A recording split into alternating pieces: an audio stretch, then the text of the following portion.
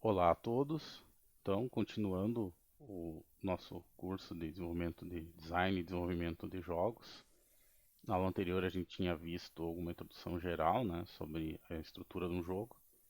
E agora a gente vai começar a fazer o design do nosso primeiro jogo, que é um jogo bastante simples, tá? É semelhante àquele jogo clássico do Pong, só que para um jogador apenas. Então, a ideia é aqui sendo a tela do computador, a gente tem aqui uma, uma raquete, ah, uma bola. E aí a bola, ela rebate na raquete, rebate nas paredes. E se ela passar dessa parte de baixo da tela, sem ser rebatida pela raquete, aí ele perde o jogo. E ele pode ir, cada vez que a bolinha bate nessa parede de cima, acrescenta um ponto na pontuação do jogo.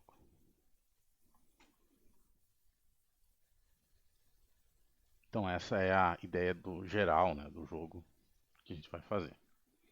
Bom, então agora a gente vai partir para o processo de design do jogo, ou uma das etapas, né?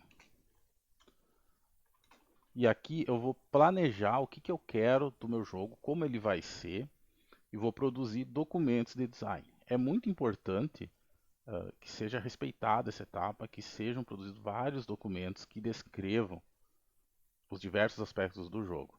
Porque se eu não fizer isso, se eu partir diretamente para fazer o jogo, sem ter feito bem essa etapa, mesmo que eu esteja trabalhando sozinho, a chance de dar alguma coisa errada ao longo do processo aumenta muito, né? E de eu não ter uma clareza do que é o meu jogo. Isso não significa que o jogo vai ter que ser do jeito que foi colocado nos documentos de design, porque esse é um processo iterativo, ou seja, eu vou voltar para ele e vou continuar mexendo, alterando. O jogo pode mudar ao longo do seu desenvolvimento, muitos jogos acabam mudando bastante, mas mesmo que aconteça essa mudança, que é natural, que pode acontecer, né? Você vai avaliar os benefícios e os problemas de fazer alguma alteração ao longo do processo, mas tudo isso tem que ser feito de forma consciente, ou seja, quando eu começo o jogo eu tenho que ter consciência de como o jogo era planejado para ser, e se eu fizer alguma alteração, eu tenho que estar consciente dessa alteração que eu estou fazendo, do porquê eu estou fazendo essa alteração. E não fazer simplesmente as coisas sem saber exatamente por que elas estão acontecendo. Os passos para fazer esse design do jogo, esses documentos, variam muito, conforme o tipo de jogo, o tamanho do estúdio, a experiência dos profissionais. Então, isso não existe uma regra única, né? E muitas vezes são trazidos conceitos de outras áreas, como do cinema, na animação, televisão, da própria engenharia de software, né? Então, junta conhecimentos de diferentes áreas, muitas vezes para colaborar nesse processo de design do jogo. Bom, então, a primeira etapa aqui do design do jogo é o que a gente chamaria de argumento ou definição do jogo, tá? Vou colocar aqui definição, mas poderia chamar também de argumento. Bom, essa definição vai descrever o que é o meu jogo, qual é a ideia principal dele, quais são as mecânicas principais. E isso aqui vai variar a complexidade conforme a complexidade do jogo, né? Um jogo simples vai depender de uma definição menor. Um jogo mais complexo, isso aqui pode gerar um documento muito maior, com muitas definições. Não que essas definições não vão mudar no futuro, mas elas vão dar a direção, né, para que rumo o desenvolvimento vai ir. Então, nesse caso aqui, a gente pode definir o jogo como uh, um jogo uh, de ação, onde o jogador deve rebater a bola com uma raquete.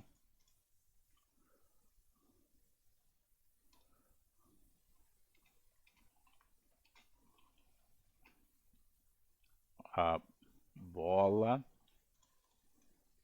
pode rebater nas paredes. A aparência do jogo deve ser simples e intuitiva, e etc. E aqui eu vou descrever o máximo que eu puder da ideia central do jogo, da mecânica, os detalhes dele, né? Se for um jogo que tem um fundo de uma história, por exemplo, personagens, eu vou criar, desenvolver, né, a definição dos personagens, tudo mais, né? Então aqui eu tenho que descrever da forma mais completa possível. Ele não é o roteiro, né? Se no filme lá tem um argumento e tem o roteiro, aqui ele é o argumento, ou seja, uma descrição do que o jogo é, as ideias principais dele. O roteiro, que num jogo vai estar muito mais associado às cenas do jogo, aos diálogos, né? Quando o jogo tem esse tipo de elemento, aí é uma descrição mais minuciosa de pontos e elementos específicos do jogo. Mas aqui na definição é o jogo como um todo, né? Qual é o sentimento dele, né? Qual é o estilo dele, enfim. Bom, depois de ter uma definição, eu vou definir alguns elementos principais do jogo. Esses aspectos do design de jogo, eles podem mudar, podem ser subvertidos, dependendo do design do jogo, né? Mas mais adiante a gente pode comentar sobre jogos, por exemplo, que mudam alguns aspectos do design, mas de forma consciente. Mas existem elementos que estão presentes na maioria dos jogos. Entre eles a gente tem o fundo, né, ou background. O background, especialmente nesse jogo, né, ele é um elemento não não é um elemento ativo, né? É um elemento que não vai agir diretamente na mecânica do jogo. Isso não significa que, embora ele não seja ativo na mecânica do jogo, ele não seja importante ou não tenha um efeito no jogo como um todo. Então, por exemplo, mesmo os elementos que são passivos, que não vão interagir diretamente, eles vão contribuir para definir a atmosfera do jogo, para despertar no jogador algum sentimento de medo, de empolgação, segurança. Não é o caso desse jogo aqui, mas tem jogos que esses elementos passivos ajudam, por exemplo, a guiar o jogador de uma forma que ele nem percebe que isso está acontecendo, e assim por diante. Tá? Bom, nesse caso desse jogo, a gente vai optar por um fundo muito simples, um fundo preto, um fundo escuro, que é como é lá do Pong clássico. Depois, né, o outro elemento, a gente já pode definir aqui que vai ser fundo preto. Depois a gente tem o avatar, né? Opa. Que é a representação do jogador. Ou seja, representa o jogador no jogo. Aqui quem representa o jogador é uma raquete. Nem sempre eu vou trabalhar com um avatar ou posso ter um jogo de estratégia em que existem diversos personagens que o jogador controla, mas é um elemento que indica que aquele elemento é o que o jogador controla diretamente. É um ou mais elementos que o jogador controla diretamente. Nesse caso é a raquete, que vai ser simplesmente um retângulo branco.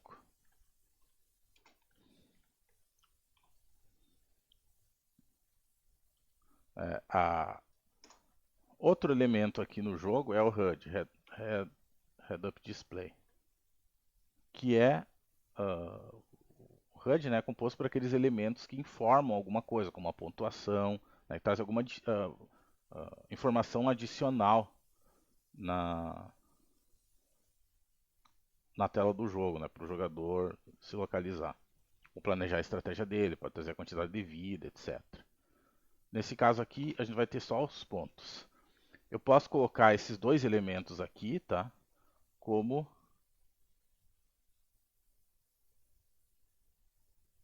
esses dois elementos aqui como parte do plano da frente, ou foreground.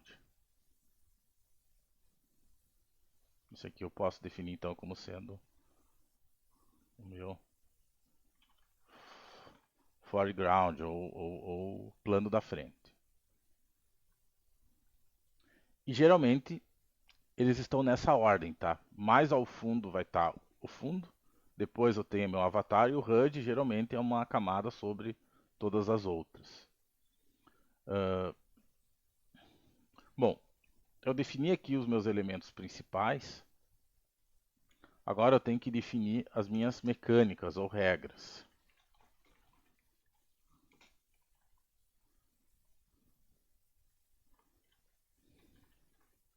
Mecânicas ou regras, né?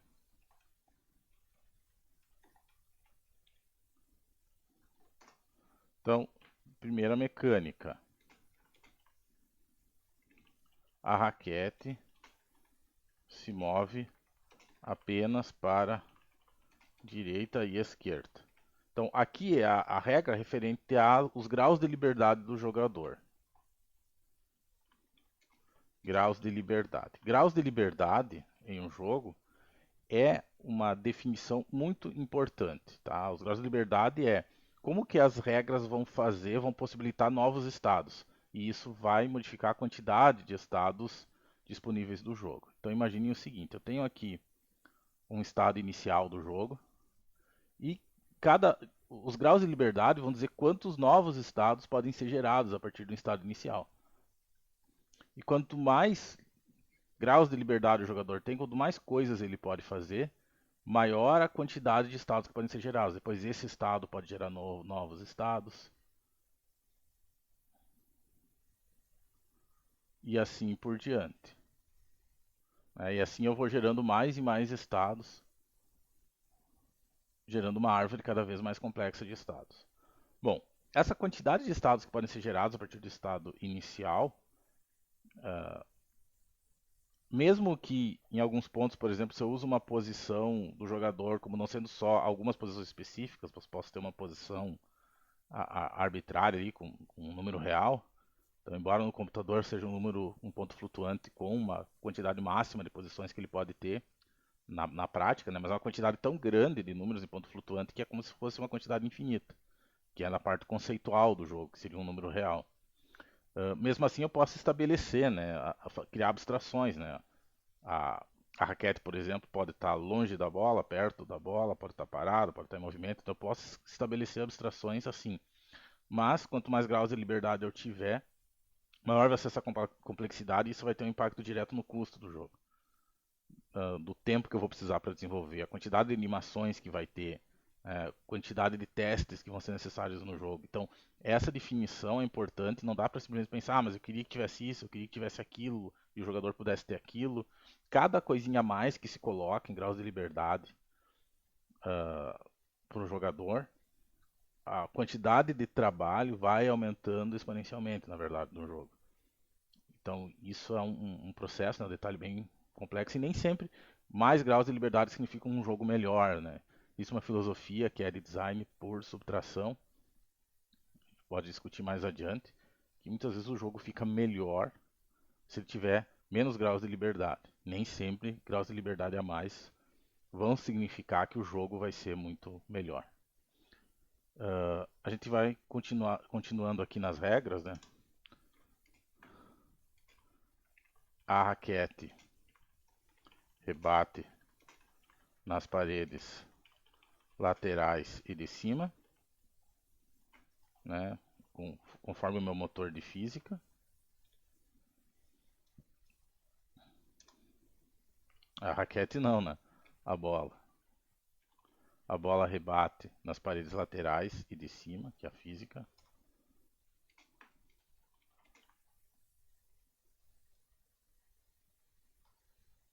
A bola rebate na raquete.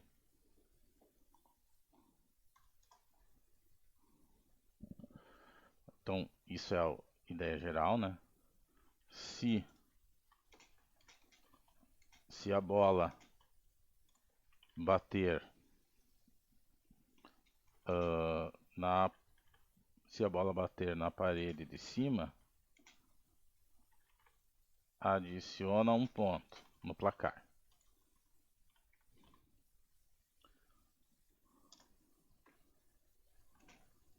Se a bola passar para a parte de baixo da tela, tá, aqui eu vou colocar o seguinte, as condições de vitória e derrota, que é algo importante no jogo. Condição de derrota. Então, se a bola bater na parte de baixo da tela, a gente tem então a derrota do jogador. Ele não vai fazer número de vidas, nada. Caiu uma vez lá, game over. Condição de vitória. Botar, por exemplo, atingir 100 pontos, por exemplo. Pode ser até mais, 1000 pontos. Existiam jogos, os primeiros jogos, como os jogos do Atari, por exemplo, eles não tinham uma condição de vitória. Existia apenas uma condição de game over, fim do jogo. O que era o fim do jogo? Quando a pessoa perdia. Se a pessoa não perdia, ela estava sempre jogando.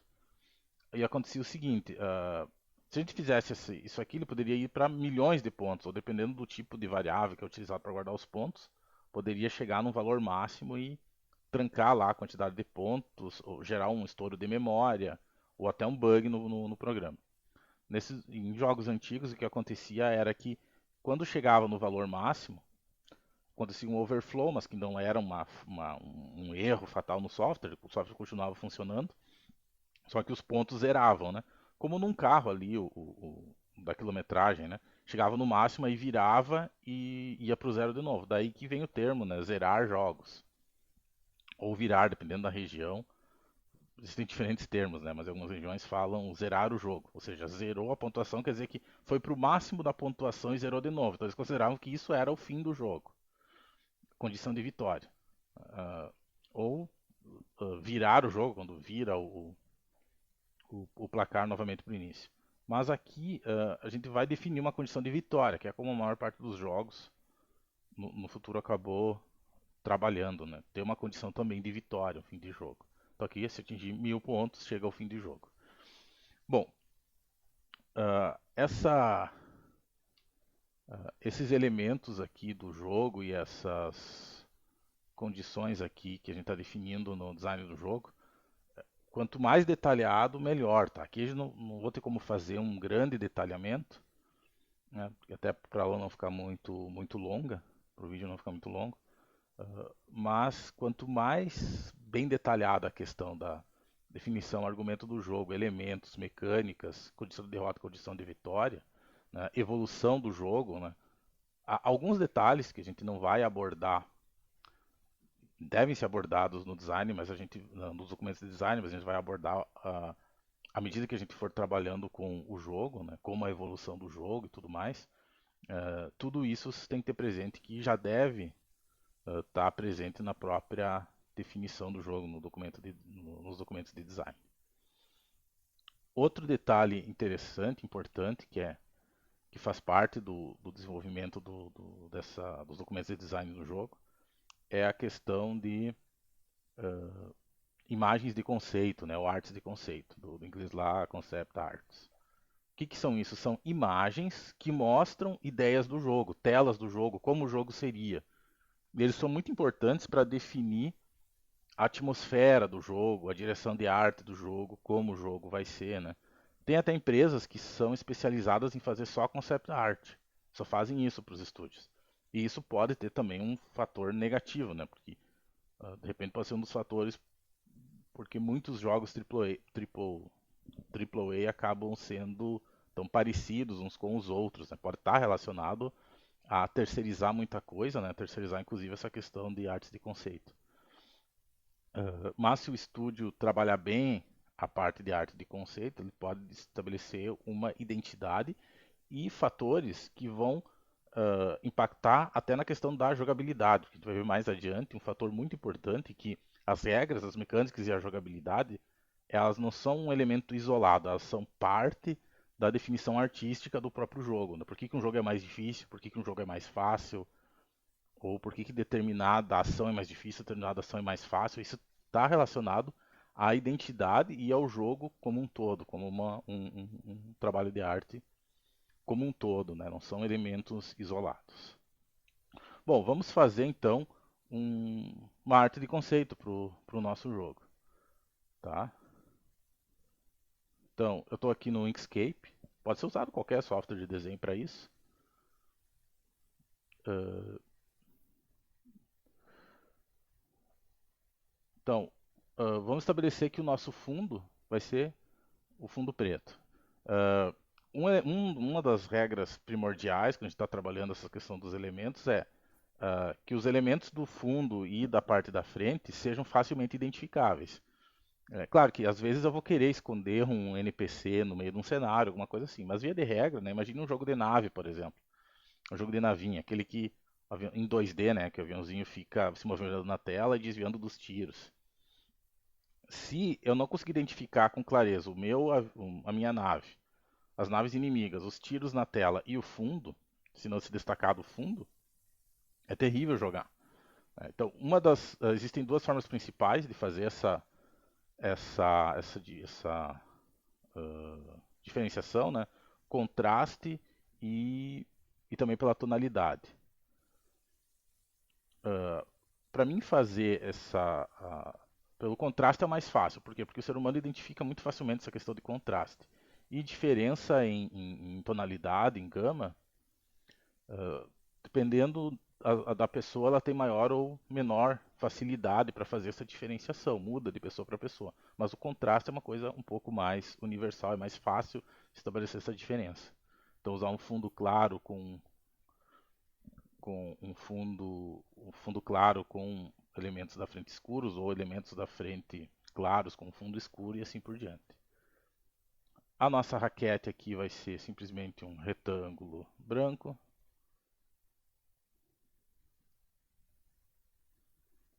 A gente vai ter uma bolinha.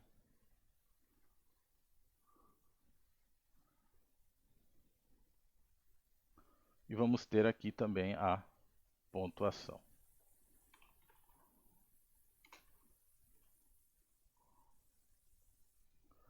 Opa,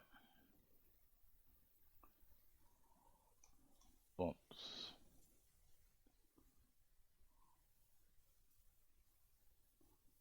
Pronto, como o nosso jogo é muito simples, né, foi fácil criar aqui uma arte de conceito explicando, né, colocando, né, o sentimento geral do que vai ser o jogo. Um jogo mais complexo vai exigir muito mais uh,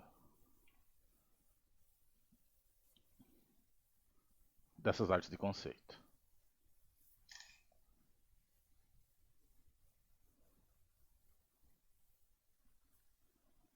Pronto, vou substituir aqui pela nossa arte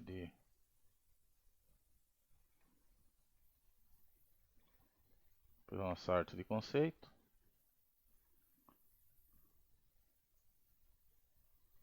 Pronto. É claro que um documento de design de um jogo, mesmo um jogo simples assim, ele tem que ser ainda mais detalhado, né, explicando como que é a dificuldade do jogo, como que ele evolui com o tempo, etc.